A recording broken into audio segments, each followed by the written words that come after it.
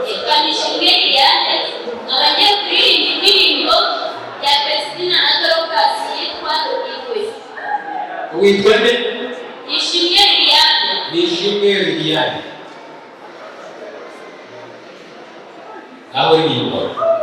Igihe nanzizi nabonaga imbere yanjye rubasha yaramboye aramasha amamya mu cyicyo utarangwa yanyujuje impamvu nyinshi zo guhimbaza kuko Uwiteka yaramuje igikundiro cye gitegereje itangiriro nari mfite mu maso y'abantu nuko mbona